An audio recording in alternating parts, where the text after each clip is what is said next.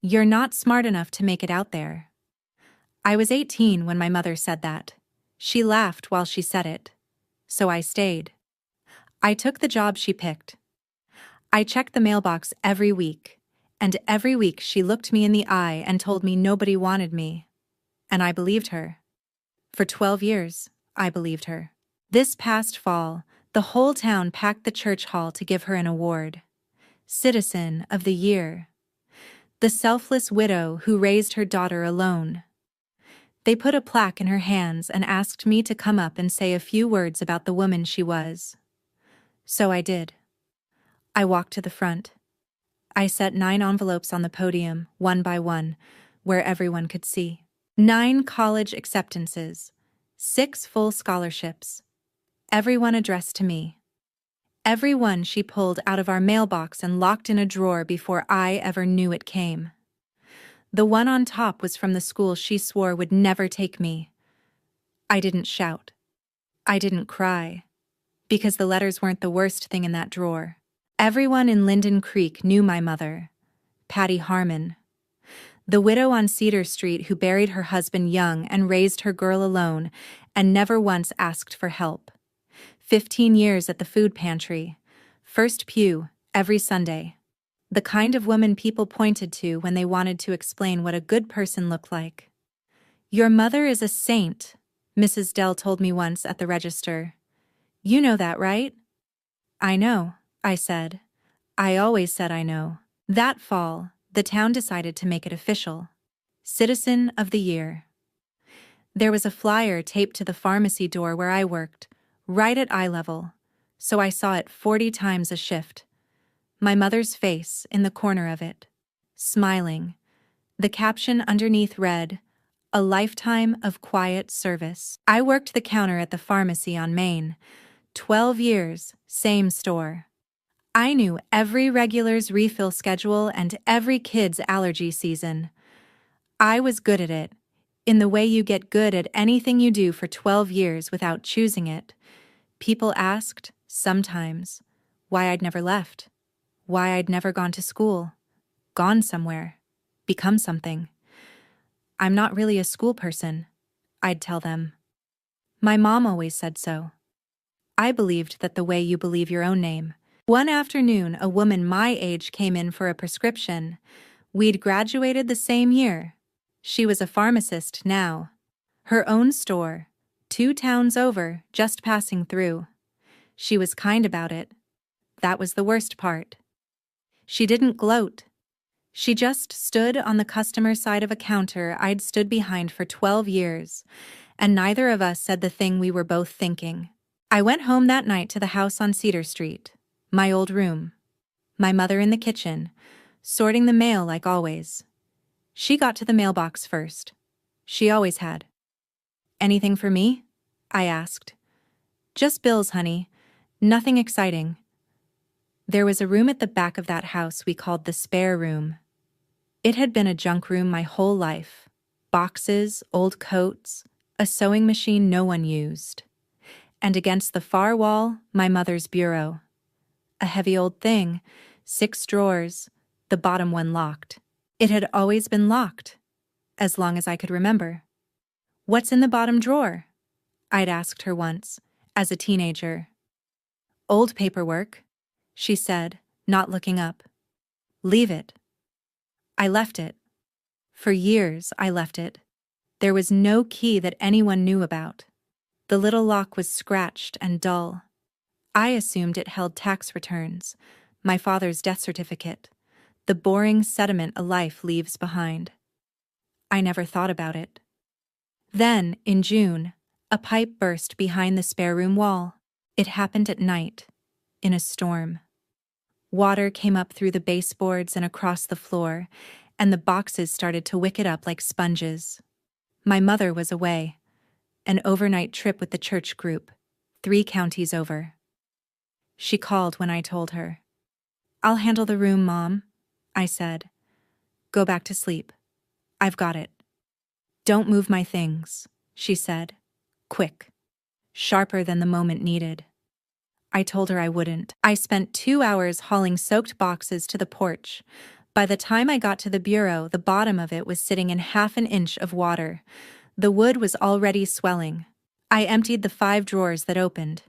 The 6th one, the locked one, was the last thing in that room, and it was going to warp shut and rot if I left it. I looked for the key.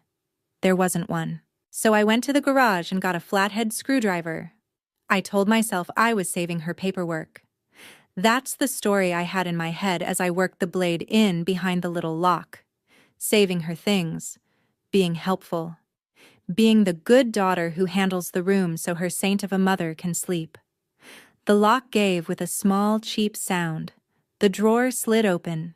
And before I tell you what was inside, you need to understand the lie I'd been living on. So let me take you back to the year I turned 18. The year I turned 18, I was the smartest kid in Linden Creek. I don't say that to brag. I say it because it was a fact. The way the weather is a fact. And because it would take me 12 more years to be allowed to say it out loud. I was first in my class. I ran the math team. My AP teacher, Mr. Crane, used to keep my essays to read to his other classes. He pulled me aside one afternoon in the spring of senior year and said the sentence I would later spend a decade trying to forget. You could go anywhere, Marlo. You know that?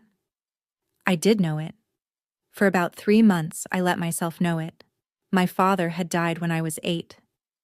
After that, it was just my mother and me in the house on Cedar Street, and she ran it like a small, tight ship. I never questioned how tight.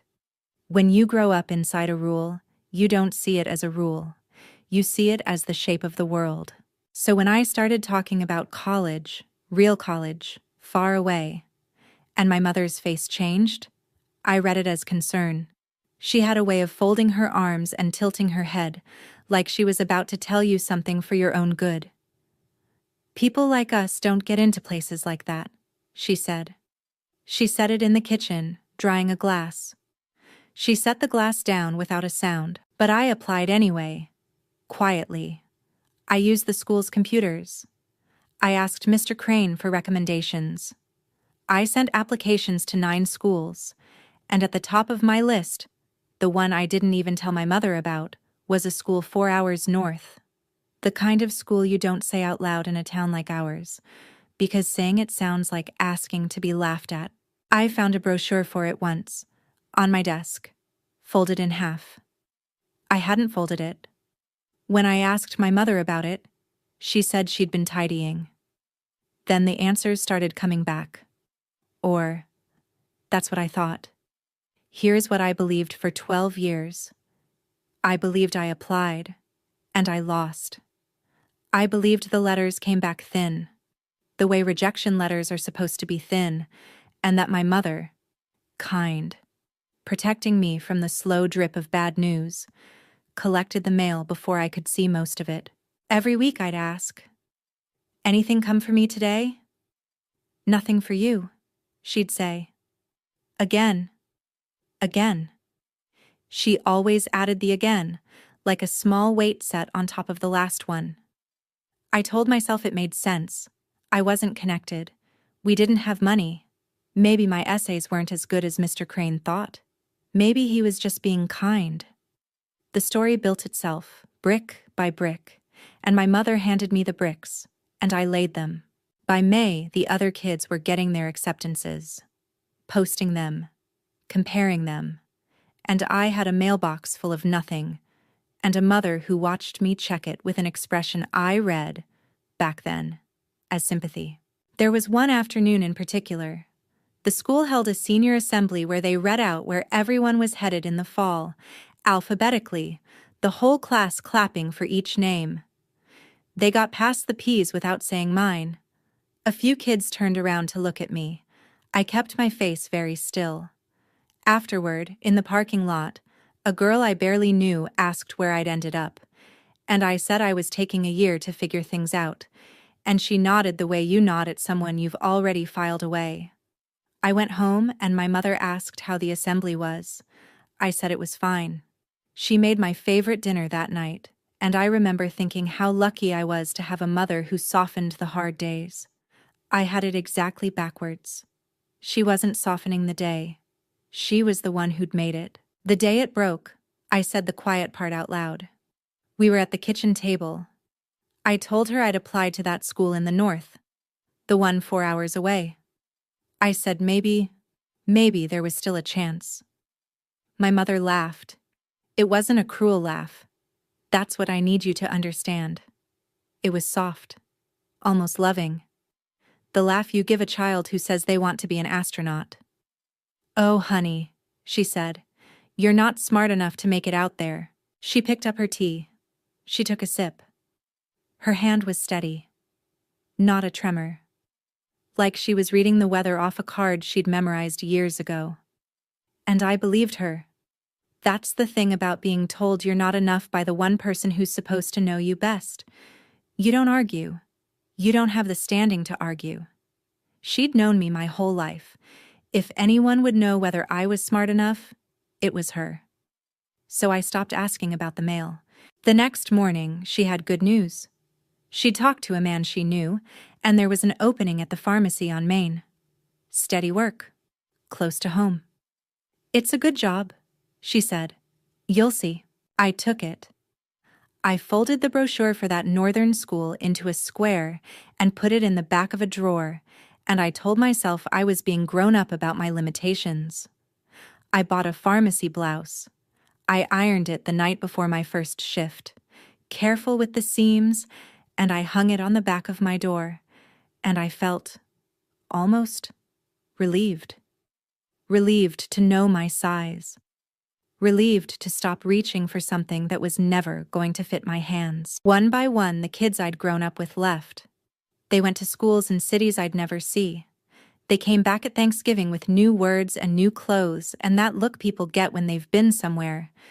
And every time, my mother would find a way to remind me, gently, how lucky I was to have stayed grounded, to be realistic, to know who I was. I believed her for 12 years. 12 years I stood behind that counter and believed I was exactly as small as she'd told me I was. If someone who was supposed to love you ever told you that you weren't smart enough, weren't enough, and you believed them, tell me below. I need to know I'm not the only one who stayed because of a sentence like that. A life doesn't get small all at once. It happens the way the pipe failed, slowly, behind a wall, where you can't see it, until one night the water's at your ankles. For 12 years, my mother kept the seams of my life sewn tight, and she did it with such gentleness that I mistook the stitches for love. She handled the mail, always. "I'll take care of that," she'd say, scooping the day's envelopes off the hall table before I'd taken off my coat. "You work too hard. Sit down." She handled the money too, in the soft way she handled everything. When I started at the pharmacy, she suggested it'd be simpler if my paycheck went into an account she helped me set up. She paid the household bills out of it. She was good with numbers, she said. I was tired after my shifts. Why would I want the headache? I didn't want the headache. That was true. I'd been taught I wasn't good with that kind of thing, that I wasn't really good with much that mattered. And it was easier to hand it over than to find out she was right. So I handed it over. All of it. My mail, my money, my idea of what I could do. I gave it to her the way you give your keys to someone you trust to drive. The years stacked up like the shifts did. I got a small raise, then another. I trained the new hires. On my lunch break, I'd scroll through the lives of the people I'd grown up with. A wedding in a city, a white coat at a hospital, a house with a real lawn, and then I'd clock back in. I didn't envy them, exactly. Envy requires believing you could have had it. I'd been cured of that. At my high school reunion, I almost didn't go. A girl I'd tutored in calculus came up to hug me. She was an engineer now, somewhere out west. "You taught me everything," she said, laughing. "You should be teaching, Marlo." My mother was standing right beside me. She put a hand on my shoulder, warm and final. "Marlo's not built for all that running around," she said. "She likes things grounded." The girl smiled, unsure, and drifted off. I let my mother's hand stay where it was, and I agreed with her in my head. Grounded. That was the word I'd been given for the shape of my own cage. Once, late at night, I sat in my old bedroom with a college application open on my laptop. A community college, 20 minutes away. Nothing grand. I filled in my name, my address, and then I got to the line that asked about financial aid and I closed the computer. I told myself I was too old, too late, too tired. The truth was simpler. I'd been told what I was. Filling out that form felt like lying. There was one moment I should have caught. I didn't. It was a weeknight, maybe 4 years ago. The house phone rang during dinner. We still had a landline. My mother liked the landline, and she got up to answer it in the hall. I heard her voice drop. Not the volume, the temperature. "There's no Marlowe here who would owe that," she said. "You've got the wrong number." A pause. I said wrong number. She hung up. She came back to the table and picked her fork up like nothing had happened. "Telemarketer," she said. "They never stop." I nodded. I ate. I let it go. That's the part I can't quite forgive myself for. Not the years I lost, but the small lit clues I walked past because she'd taught me not to trust my own eyes. A daughter who owed money she'd never borrowed. A telephone wire warming in my mother's hand. I had the whole truth in earshot 4 years early, and I told myself it was a telemarketer because that was the easier thing to believe. By 30, I had stopped wanting things. Not in a dramatic way. There was no breakdown. I want to be honest about that, because people expect these stories to have a single terrible night, and mine didn't. Mine was 12 years of perfectly ordinary evenings, each one a little smaller than the last, until the room I lived in fit me like a glove I'd never tried to take off. I had made peace with being the woman behind the counter on Main, the one who'd never left, the saint's quiet daughter. I thought that was the whole of me, and then, in June, a pipe burst behind the spare room wall. I told you the lock gave with a small, cheap sound. Here's what I didn't tell you. What was inside? The drawer was full of envelopes. Not loose. Organized. Bundled with rubber bands gone brittle and brown, sorted into stacks, each stack a different year. Whoever had filled this drawer had done it carefully, over a long time, the way you'd keep something you meant to hold on to. The smell came up first. Old paper, dust, the faint sweetness of glue. I knelt in the water and lifted out the top bundle. The envelope on top was thick. Cream-colored, heavy stock, the kind that costs money to mail. In the upper left corner was the name of a place I'd spent 12 years training myself not to think about. The school 4 hours north. The one I'd never said out loud. The one my mother swore would never take me. It was addressed to me. Miss Marlowe Pryor. Our address on Cedar Street. It had never been opened. I want to tell you, I tore into it. I didn't. My hands wouldn't go fast. I slid a finger under the flap. Careful. The way you handle something that might not survive being touched. And I pulled out the letter, and I read the first line by the light of my phone. "We are delighted to offer you admission." I read it again. Then a third time, because the words kept sliding off, refusing to mean anything. "Delighted to offer you admission. A full financial aid package," the second paragraph said. "Tuition, housing, a stipend for books. Everything." The door I'd been told was bolted had not only been open, they'd held it open and called my name through it, 12 years ago, and the call had landed in a locked drawer 6 feet from where I slept. The date at the top was from the spring I turned 18. I set it on the dry top of the bureau. My hands had started to shake, so I made them stop, because I needed them. I lifted the next envelope. Another acceptance. A different school. Unopened. The next. The next.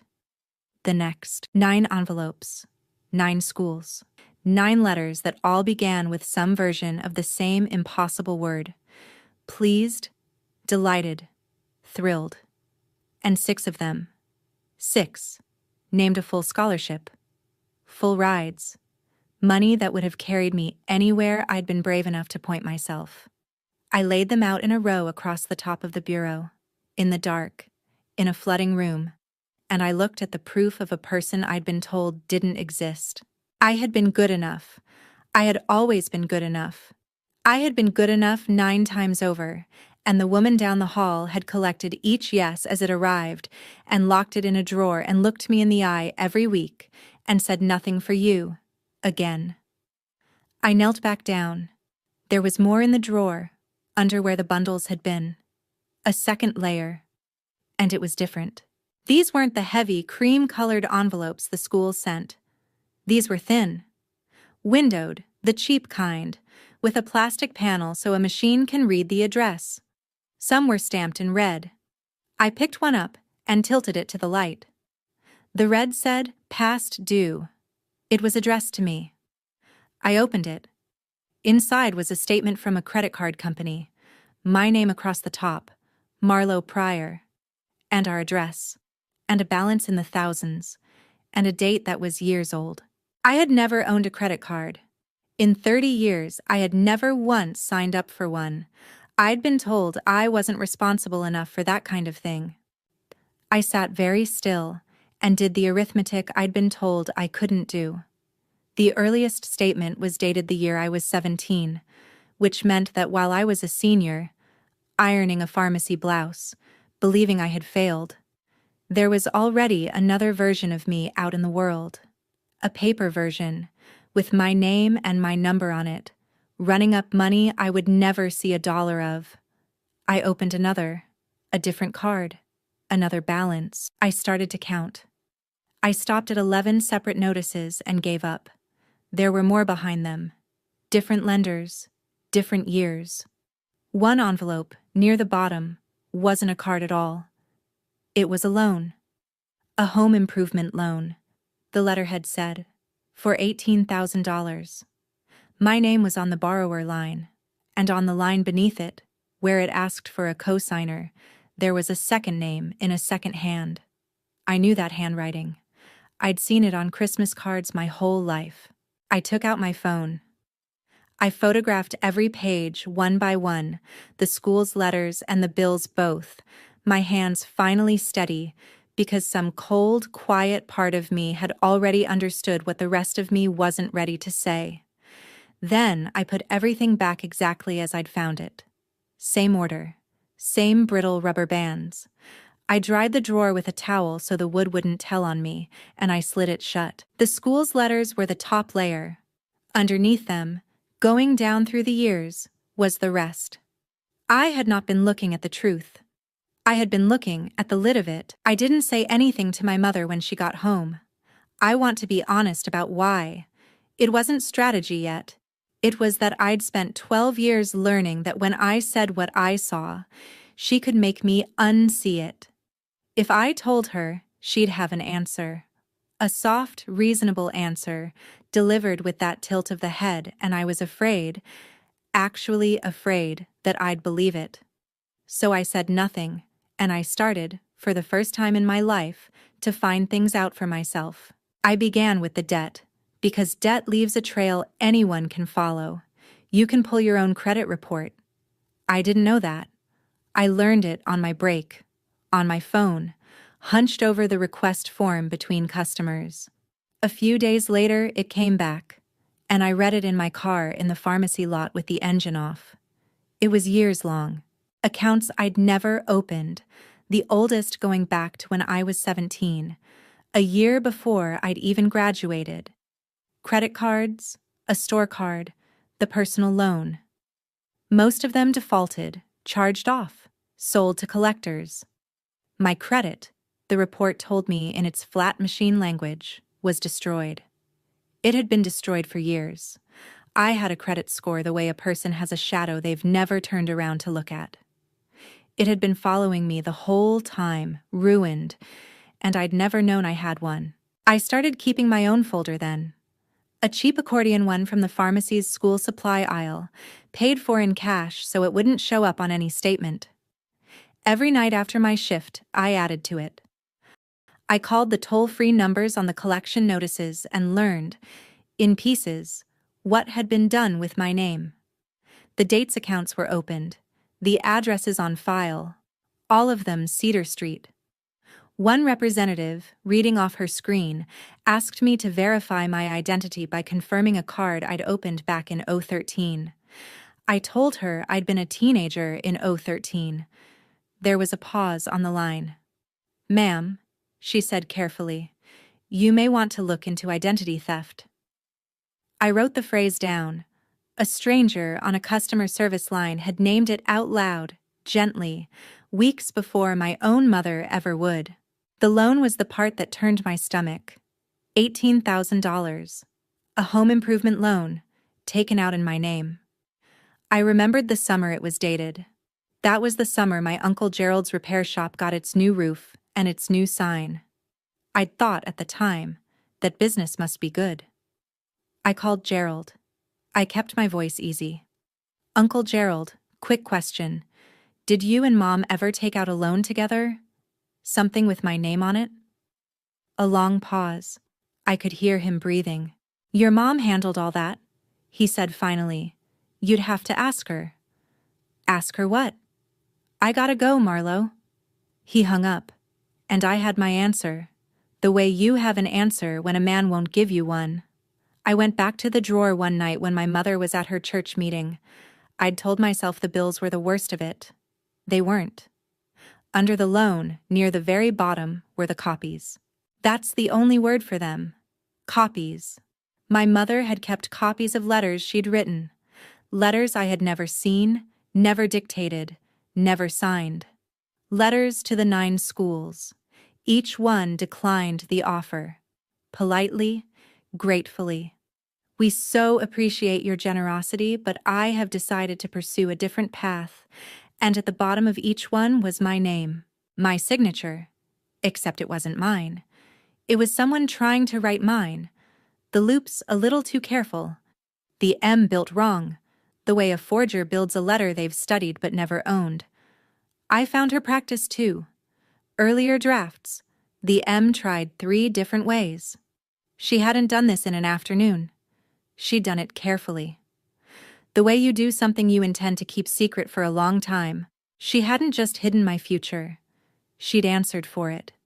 She'd sat at a kitchen table, become me on paper, and turned down every open door in my name, one at a time, and then kept the evidence in a locked drawer because some part of her wanted to remember exactly what she'd said. That was the night I stopped being afraid of her answer. You can't argue your way out of your own forged signature. I took everything to a lawyer. Her name was Helen Brandt. She worked out of a plain office above a bank in the county seat, and she handled the unglamorous things: identity theft, consumer fraud, the slow crimes that happen inside families and inside the mail. I laid it all out on her desk. The acceptance letters, the forged declinations, the credit report, the loan with 2 signatures. Helen didn't gasp. She put on her reading glasses and went through it the way you'd sort laundry, making small, neat piles, and when she finished, she looked at me over the top of the glasses. "Let's deal in documents, not feelings," she said.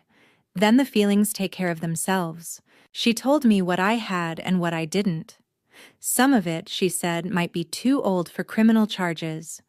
There were clocks on these things, and a few of those clocks had run out.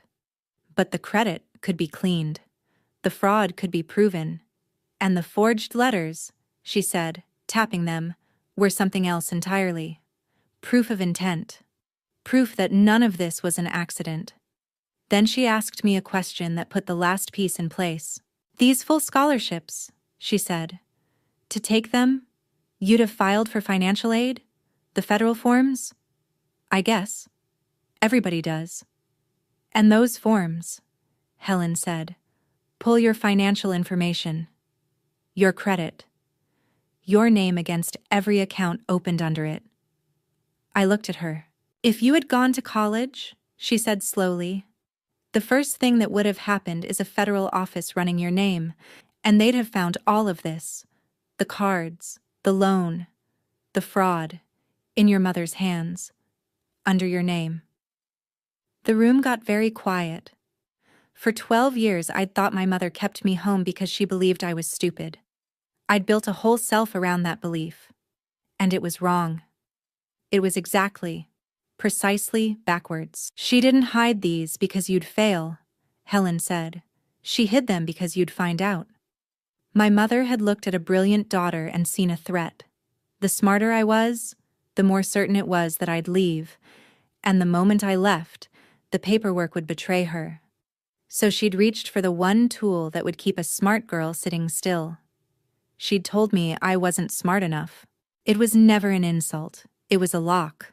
And I'd worn it for 12 years because I never once thought to check whether the door behind it was open. The next morning, I did something I hadn't done in 12 years. I let myself be smart, out loud. It started small. Helen had mentioned that some records can't be hidden, that certain things, once you earn them, become public and stay public, no matter who locks your mail away. So I went looking for myself. The real one. The one from before. I found her in an afternoon. The spring I turned 18, I'd been named a National Merit Scholar. It's a national honor, based on the test scores and the essays. And it's a matter of public record. My name was on a list, printed and archived, the year I graduated. My mother had spent 12 years making sure I never saw a single acceptance letter, and the whole time, in a place she couldn't reach, the country had already written down that I was one of the sharpest students in it. She could lock a drawer. She couldn't unprint the record. I called the admissions office at the school on top, the northern one. I expected a wall. Instead, I got a woman named Dana Whitfield, and when I explained carefully what I'd found, she went quiet on the line for a long moment. "Let me check our files," she said. She came back a few minutes later and her professional voice had changed. "We have a declination on record from you," she said. "Dated that spring. Signed. I never wrote it." "No," Dana said softly. "I don't think you did. The handwriting doesn't match anything else in your file." A pause. "Miss Pryor, we offered you a place and a full package. It's in here, in your own file, right next to a letter turning it down that you say you never signed." "We can't undo what happened 12 years ago," she told me. "The offer was long expired. The world had moved." But she said the thing I hadn't let myself hope for. "You can apply again," Dana said, "as a non-traditional student. And given what you're describing, given that record, I'll personally make sure your application gets read by someone who understands the whole story." I wrote down the name of the form. My hand was steady. Then I went to see Mr. Crane. He was retired now, living in the same small house near the school, and when he opened the door and saw me, his face did something complicated. He made coffee. We sat at his kitchen table and I told him everything, and he listened without interrupting, which is its own kind of gift. When I finished, he got up. He went to a desk in the corner and opened a drawer. A drawer again. My life had become drawers. And he took out a folder, and from the folder he took a single sheet of paper, yellowed at the edges. It was an essay. Mine. Written when I was 17. "I've kept this for 12 years, he said. "I used to read it to my classes. Best student I ever taught." He set it in front of me. "I wondered, every single year, why you vanished. You were the one I was sure about." His voice caught. "I thought you'd decided we weren't good enough for you. I'm ashamed of that now." I read my own 17-year-old handwriting, the real one, the one nobody had forged, and something in my chest that had been clenched for 12 years let go. I want to be careful here, because I don't want to make this sound like a movie. There was no orchestra. I didn't suddenly feel whole. What happened was quieter, and more useful than that. For 12 years, I had believed I was a small person who'd been generously kept from disappointment. Now I knew I was a capable person who'd been deliberately kept from her life. Those are two different griefs. The first one curls you up. The second one stands you up. I stood up. I had the proof now, not just of what she'd done, but of who I'd actually been. The letters, the forgeries, the credit report, the loan with Gerald's name, Helen's growing file, Dana's records. Mr. Crane, who would say what he'd just said to anyone who asked. I had receipts for the lie, and I had receipts for the truth. And somewhere in that kitchen I stopped thinking like a victim and started thinking like the person who used to run the math team. But anger isn't a plan. I knew that. If I wanted this to mean anything, I needed to be patient. And I needed my mother to keep believing the one thing that had always kept her comfortable. She needed to believe I still didn't know. So when I came home, and she was at the kitchen table sorting the mail like always, and she looked up and smiled at me, I smiled back. I asked about her church meeting. I said the spare room was almost dried out. And she said the thing that made all of it possible. You'll come to the gala, won't you? She was already glowing about it. When they give me the award, I'd love for you to stand up. Say a few words about your mother. I told her I wouldn't miss it. She didn't know that I knew, and I was going to let her keep not knowing, right up until the room was full. The gala was a month away. I spent it getting ready. Not the way you'd dress for a party, but the way you'd prepare a case. Helen walked me through it. We filed a report with the Federal Trade Commission. An official identity theft report. The kind that starts the machinery of clearing your name. I disputed the fraudulent accounts with the credit bureaus. In writing, certified mail, so there'd be a record of the day I'd said, "This is not me." I got certified copies of the loan, with both signatures. Dana sent a letter on the school's letterhead, confirming what was in my file. A real offer, and a declination I never wrote. Mr. Crane wrote down what he'd told me at his table. I kept all of it in one folder. Tabbed. Ordered. The school's letters first, then the forgeries, then the credit report, then the loan, then the official paper. I built it the way you'd build an argument, each section answering the question the last one raised. Bring the originals, Helen told me, and keep a copy somewhere she can't reach. Always. I gave a copy to Helen and kept the folder itself in the trunk of my car, because the trunk of my car was the one place in my life my mother had never put her hands. I practiced. Not a speech. I didn't trust a speech. Just the order of the pages. I'd stand in my bedroom with the door shut and lay them out on the bed and say, quietly, what each one was. The letter, the forgery, the bill. So that when the room was full and my heart was loud, my hands would know the way even if my voice shook. Those weeks were the strangest of my life. I'd spend the evening at the kitchen table across from my mother, passing her the salt, listening to her plan her acceptance outfit. And then I'd go to my room and add another certified letter to a folder that would end her. She had never been more affectionate. She kept telling people, in front of me, how proud she was to have a daughter who'd stayed close. Each time, I smiled and said nothing. The silence I'd been trained into my whole life had finally become something I was choosing, instead of something done to me. 2 weeks before the gala, I gave my mother one chance. I want that on the record. I didn't ambush her. I gave her a door. We were in the kitchen. I had the photographs on my phone. I said as evenly as I could, "Mom, I found the bottom drawer," when the pipe burst. She didn't freeze. That's what I'll remember. A guilty person freezes. My mother just kept wiping the counter, slow circles, and when she answered, her voice was the same one she'd used on me my whole life. "That old drawer? That's just my paperwork, honey. There were letters in it, acceptance letters, mine. Oh, Marlowe. She set down the cloth. She tilted her head. "You're getting yourself confused again. You always did dramatize." There were 9 of them. And then she laughed. Soft. Loving. The exact same laugh from the kitchen 12 years ago, like she'd kept it in a drawer too. "Honey," she said, "you were never college material, you know that. Don't go embarrassing yourself with some story you've cooked up."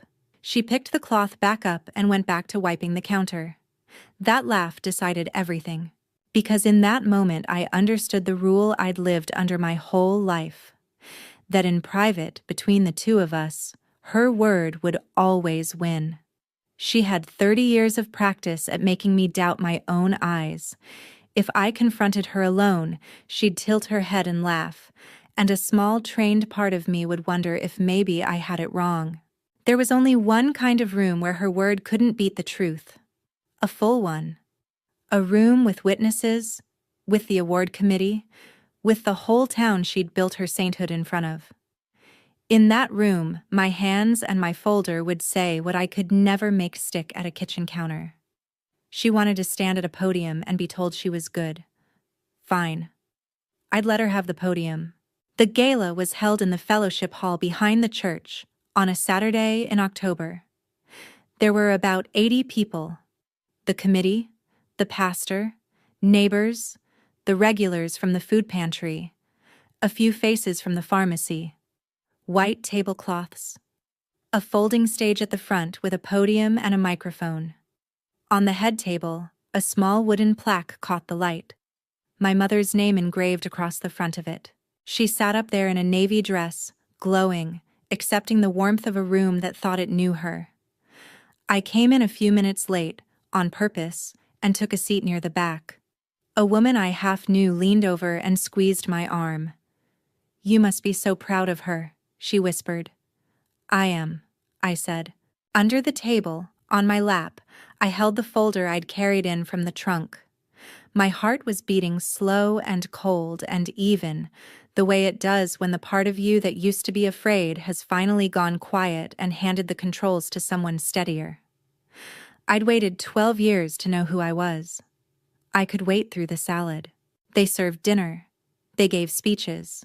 The committee chair, a man named Harlan Webb, stood up with the plaque and talked about service, about sacrifice, about a widow who'd raised a daughter alone and given 15 years to the food pantry without ever asking for thanks. "Patty Harmon," he said, "is the best of what this town can be." The room applauded. My mother rose, pressed a hand to her chest, and took the plaque like it weighed nothing. She spoke for a few minutes. She was good at it. She thanked the Lord and the committee and the volunteers. And then she said the sentence I'd been waiting for without knowing I was waiting for it. "I'm not a perfect mother," she said, smiling out at the room. "But I always told my daughter the truth, even when it was hard to hear. That's the one thing I gave her. Honesty." People nodded. Somebody said amen. Then Harlan Webb leaned back into the microphone. "I believe Patty's daughter is with us tonight," he said, scanning the tables. "Marlo, would you come up and say a word about your mother?" The room turned to find me. I stood. I picked up the folder. I walked to the front, past the white tablecloths and the faces I'd known my whole life, and I stepped up onto the little folding stage. My mother smiled at me from beside the podium, warm, expectant. She thought she knew what was coming. She'd had 12 years of me being exactly what she expected. I set the folder on the podium. I opened it. "My mother just told you she always gave me the truth," I said. My voice came out level. "I want to show you what the truth actually looked like in our house." I took out the first stack. "My mother kept these locked in a drawer for 12 years, I said. "I found them in June when a pipe burst and I had to empty the room." I held up the top envelope, the cream-colored one, heavy stock. "This is a college acceptance letter, addressed to me, dated the spring I turned 18. I turned it so the head table could see the seal. It's from the school my mother swore, to my face would never take me. They didn't just take me, they offered me a full ride. A murmur started somewhere in the middle of the room. There are 9 of these, I said, and I laid them out across the podium, one by one, the way I'd practiced on my bed. 9 schools, 9 acceptances, 6 full scholarships. Every single one came to our house when I was 18. I set down the last, and every single one is unopened, because my mother took them out of the mailbox before I could see them, and she put them in a locked drawer. And then she looked me in the eye, every week, and told me nobody wanted me. At a table to my left, a woman from the food pantry put her hand over her mouth. Somebody else said, "Patty?" Just her name, like a question. The room had gone quiet now. Not silent, the quiet of 80 people leaning forward. My mother laughed. It was the laugh. Soft. Almost fond. She turned it on the room like she'd turned it on me 1,000 times. An invitation to find me ridiculous. "Oh, she gets confused," my mother said, light and easy, one hand lifted. "She's a sweet girl, but she was never quite well. She dramatizes." "Harlan, I'm so sorry." She found her rhythm. "She's been under a lot of strain. You all know how she is. Quiet. Troubled sometimes. I've protected her from a lot."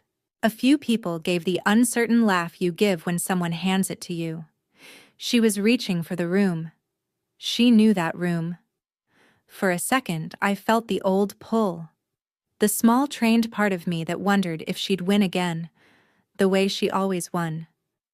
But I wasn't relying on my word anymore. "I thought you might say that," I said.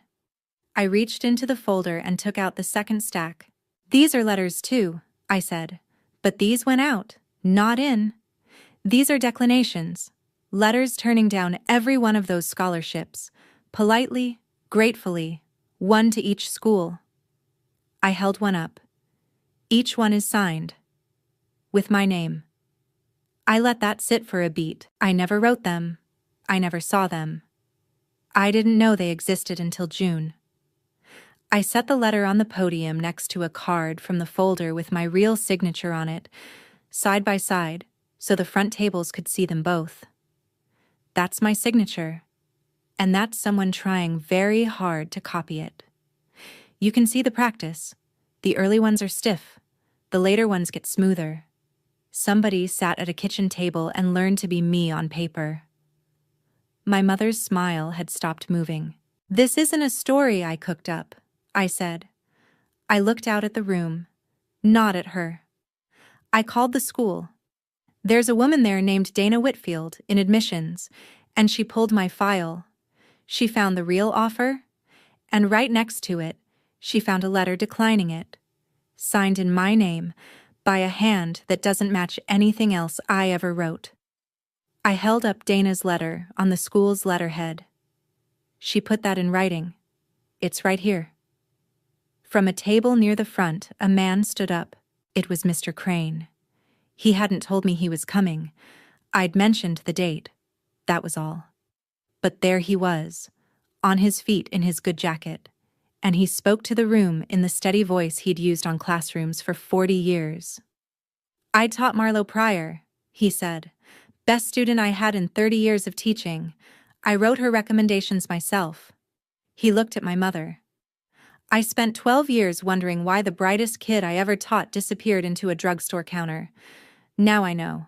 He sat down. Nobody filled the silence after him. I watched it move through the room. Harlan Webb had set down his program and was staring at the head table. The pastor's wife had turned all the way around in her chair. These were people who'd spent years being handed a story about my mother, and they were watching the story come apart in real time, in their own fellowship hall, over the salad plates. I heard it more than saw it. A low sound moving table to table, not gasps, nothing that dramatic, just the rustle of 80 people recalculating a woman they thought they knew. By the windows, an older man took off his glasses and rubbed his eyes. 2 women near the kitchen door had stopped pretending to eat. The pastor had folded his hands on the tablecloth and was watching my mother with an expression I'd never seen aimed at her. Not warmth, not even disappointment. Something more careful. The look you give a person you've just realized you don't actually know. And nobody laughed anymore. That was the thing. 2 minutes earlier she'd had them. She'd dropped that soft laugh into the room and a dozen people had picked it up. She tried it once more now. This is all just a misunderstanding. And it landed on the floor and stayed there. Not one person reached down for it. My mother gripped the edge of the podium. "This is..." she started. Her voice had lost its music. "Marlo, that's enough. You're humiliating me in front of..." "You stood up here 2 minutes ago," I said quietly, "and told these people you always gave me the truth. I'm just showing them the truth. All of it." I closed the second stack and turned to the next tab in the folder. "Sit down, Mom." She didn't sit. She stood there with the plaque still in one hand, the engraving catching the light, Citizen of the Year, and 80 people watching her, and the warmth draining out of the room like water out of a cracked pipe. "I'm not finished," I said, because the letters weren't the worst thing in that drawer. The worst thing was underneath. I turned to the next tab. "Everything I've shown you so far," I said, "is about school. A future she took. But while she was taking my future, she was also using my name." I took out the credit report. It was long. I let them see the length of it, the pages accordioned together, before I read from it. "When I was 17, a year before I even graduated, someone opened a credit card in my name," I said. "Then another, then a store card, then a personal loan. Over the years, the total came to a little over $31,000. I looked up. I have never owned a credit card in my life. I was told I wasn't responsible enough. Every dollar of this debt is in my name. I never spent a cent of it." Somewhere behind me, a chair scraped hard against the floor. I didn't turn around. I'd learned, finally, to keep my eyes on the page. "One of these wasn't a credit card," I said. "It was a loan. $18,000. A home improvement loan." I held up the certified copy. "My name is on the borrower line, and there's a cosigner." I found him in the room without looking very hard. My Uncle Gerald was at a table near the wall, and he had gone the color of the tablecloth. "It's my Uncle Gerald's signature," I said. "Gerald, you're sitting right there. That was the summer your shop got its new roof." Gerald half rose. He wiped his palms down the front of his pants.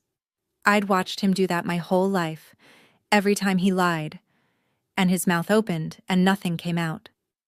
Then he sat back down hard, like his legs had quit, and he looked at the floor. My mother said his name once, under her breath. "Gerald." Like she expected him to stand up and fix it. He didn't move. The two of them had built this together, and now the whole room could see the seams. "Here's the part I didn't understand at first," I said.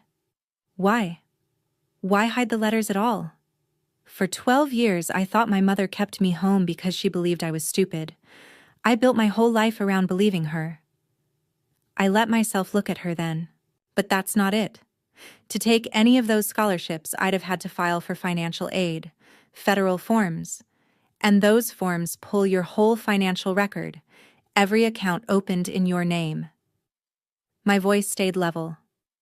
If I had gone to college, the first thing that would have happened is the government running my name, and they would have found all of this, the cards, the loan, the fraud. From a table near the front, a woman stood. "My name is Helen Brandt," she said. "I'm Marlo's attorney. I've reviewed every document she's describing. There's a federal identity theft report on file." She held it up, just long enough. "These letters and these statements aren't two separate things. They're one act." The hidden letters were how she kept the fraud from ever being found. I'd asked Helen to come. I hadn't been sure she would. She sat back down without another word, which was its own kind of power. For 12 years, my mother's voice had been the only authority in my life. It was strange to stand in a room where a stranger with a folder of facts outweighed her completely. I turned back to the room. She didn't hide my acceptance letters because she thought I'd fail, I said. She hid them because she knew I'd succeed. The smarter I was, the more certain it was that I'd leave. And the day I left, the paperwork would catch her. So she found the one thing that would keep a smart girl sitting still. I paused. She told me I wasn't smart enough. Every day. For years. It was never an insult. It was a lock. I watched the sentence reach them. A woman near the front pressed her napkin to her mouth. Somebody said, "Oh my God," very quietly, the way you say it in church. I think that was the moment it stopped being a family argument for them and turned into something else. The moment they understood that all the gentle little warnings they'd heard her give over the years, that she wasn't really college material, that she liked things grounded, had never been a mother managing a disappointing daughter. They'd been a woman managing a witness. The room was silent now, fully silent. 80 people, and not one fork moving. Harlan Webb, the committee chair, stood up slowly. He looked at the head table for a long moment. Then he reached over and, very gently, turned the plaque face down on the white cloth. "I think," he said to no one in particular, "we'll be holding the award."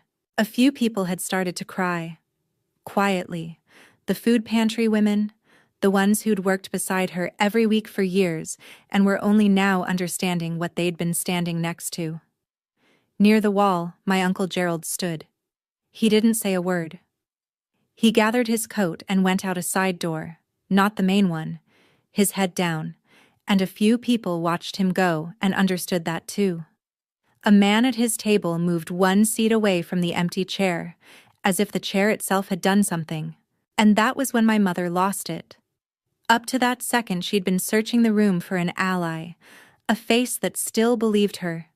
There wasn't one, and something in her, the part that had always managed to make herself the wronged one, reached for the only weapon she had left and used it in front of everyone. "I kept this family alive!" Her voice cracked across the hall. There was no laugh in it now. "You think you'd have been better off? You'd have left us with nothing. I did what I had to do. Everything I did for this family. And you stand up here and—" She stopped. She heard it land. You could see the moment she heard her own words hit the air and understood that 80 people had just watched her admit, out loud, that there was a thing she'd done and a reason she'd done it, and that the reason had never once been my mind. Her hand was still gripping the plaque, the engraving face down against the cloth now. She set it down like it had burned her.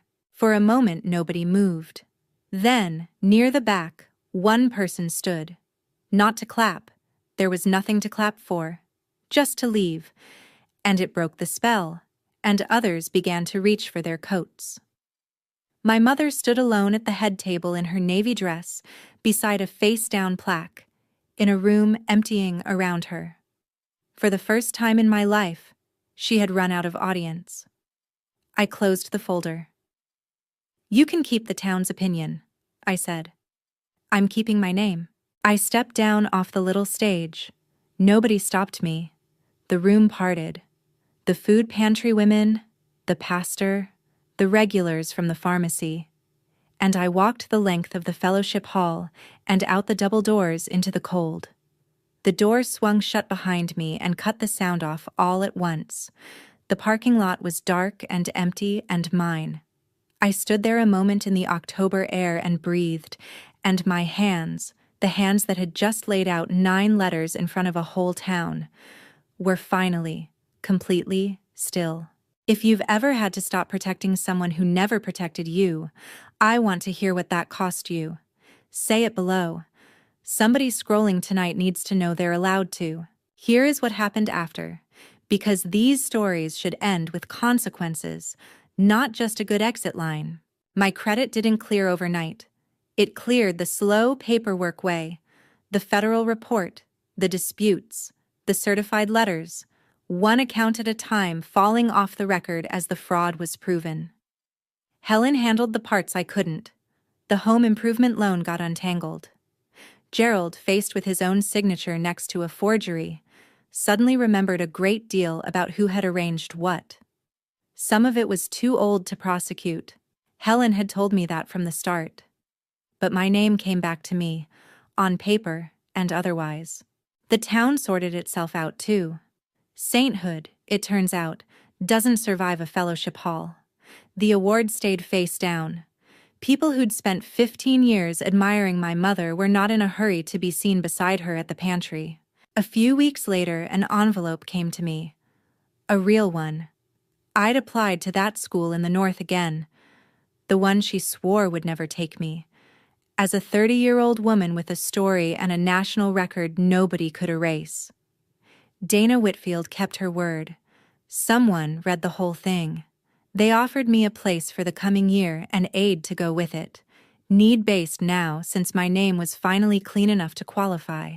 This time, the envelope came to my own address, with my own name on it, and this time there was no one to take it out of the box before I could see it. I opened it myself. "We are delighted to welcome you. I don't speak to my mother anymore." There was no dramatic final scene. I'd already had that, in front of 80 people. I just stopped. No calls, no Sunday dinners. The door is closed, and this time the lock is on my side of it. I left the pharmacy at the end of the month. I rented a room near campus. It's small. Everything I own fits in it.